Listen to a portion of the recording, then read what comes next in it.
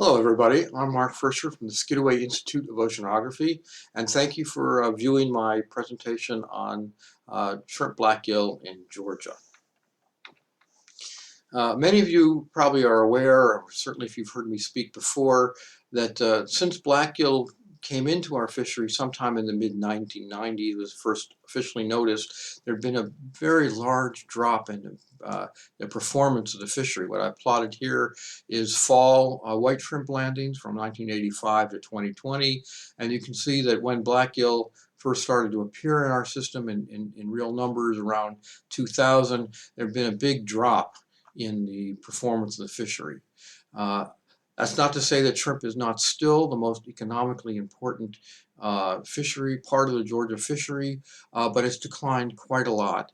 And really the focus of our project has been to understand what role, if any, black gill has played in this drop. And obviously there are many things going on in the fishery besides black gill that could be impact performance.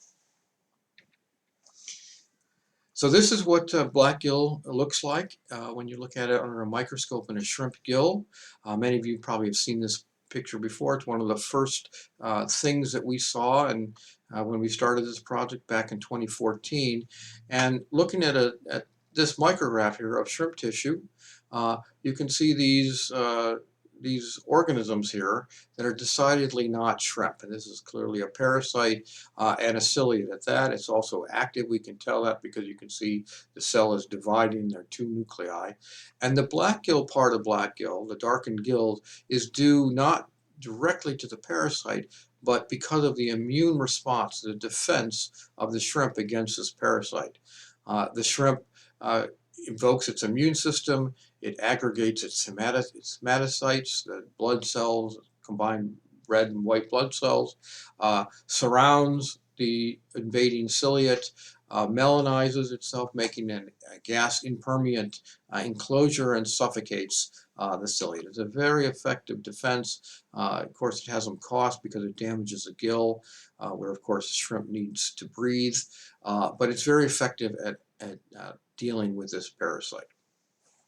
But that's what black gill is. So when we look at black gill, it's important to, under the symptoms of it, it's important to remember that you're looking at symptoms, not the cause. So an important part of our project has been to understand what that ciliate is and how it's causing, eliciting an immune response in the shrimp. This has turned out to be much more difficult than we thought it was. And in the end, we decided all the evidence pointed to that this is a species of ciliate that has not been described before.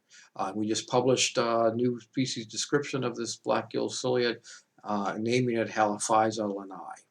Halophysa lanai, however, is part of a group of ciliates pretty well known in Crustacea, and that's the apostome ciliates, and it's very closely related to what's probably the archetype of the apostome ciliates, Halophysa chatni, which is decidedly not pathogenic.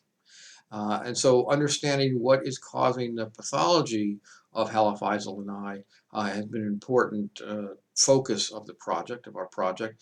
And so we've been able to observe and define its full life cycle. And what's unique about Halophysa lanai is that the growing feeding stage, the trophont stage, occurs on living tissue.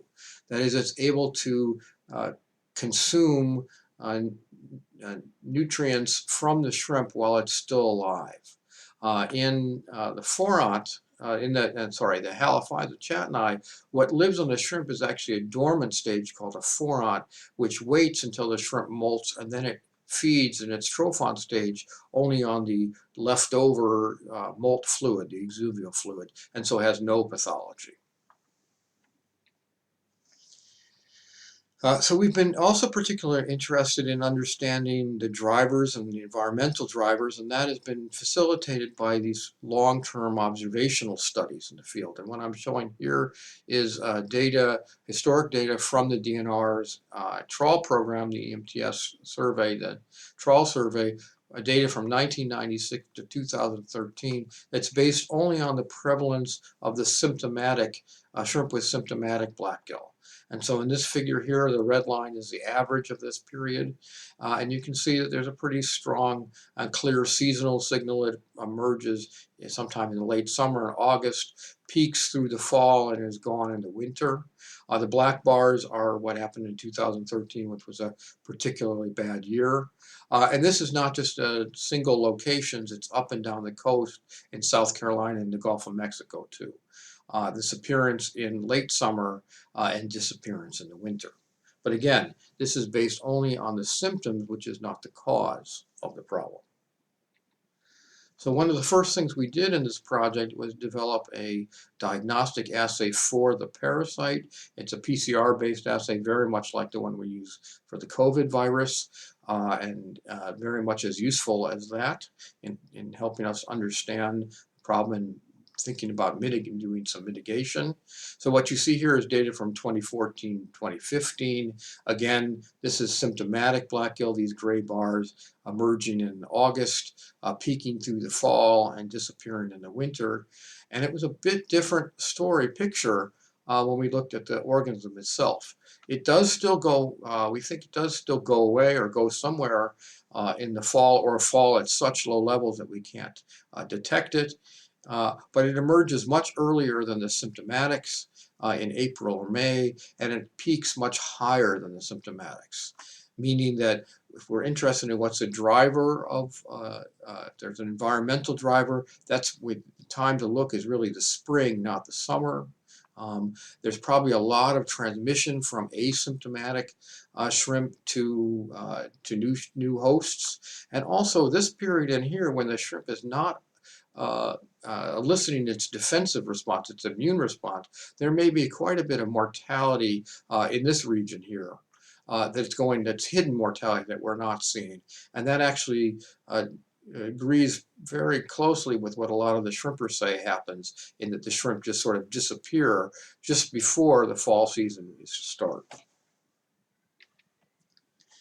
And so that's a very useful insight. But one of the things that we've been doing, because we've had continued funding from Georgia Sea Grant, is to monitor this through time. So not only the symptoms, but the presence of the parasite itself by the PCR assay.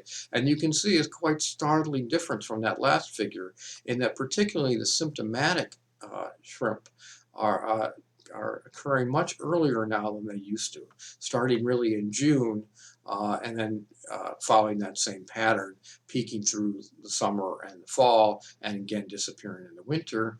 The pattern, however, of the emergence and prevalence of the parasite by the PCR diagnostic doesn't really change that much. Again, still emerging in April or May.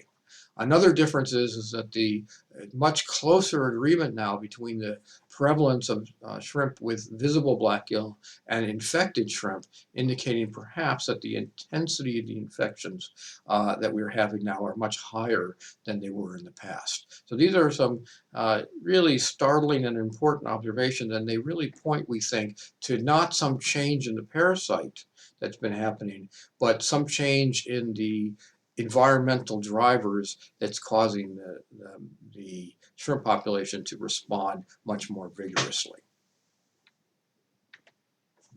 And so we've been looking at environmental drivers, and the best correlations with this data, with the prevalence of black gill in the fall, it turns out to be the climate indices, the regional scale climate indices, the ENSO index and the PDO, which co-correlate in our regions.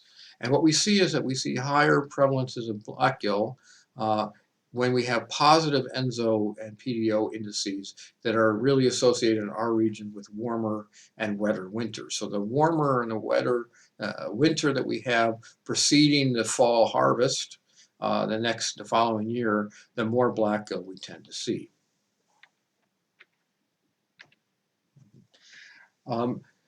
So that points to the idea of how do we use this information to translate into something useful for the fishery. And if it's true that there's a relationship between climate and particularly the winter temperatures preceding the fall season as being a predictor of black gill, what we find is that we can make pretty decent correlations between what are performance of the fishery will be in the fall with the winter temperatures preceding that fall. And we can turn that into a product like this that you might see, like, for example, in a farmer's almanac, where we can make some predictions, at least gross predictions, about how the fishery is going to perform. And this is quite useful information to the fishery, because if you know that there's going to be a terrible year, or really predicting a bad year, you might not put too much effort into it and not lose your shirt trying to catch shrimp that aren't there.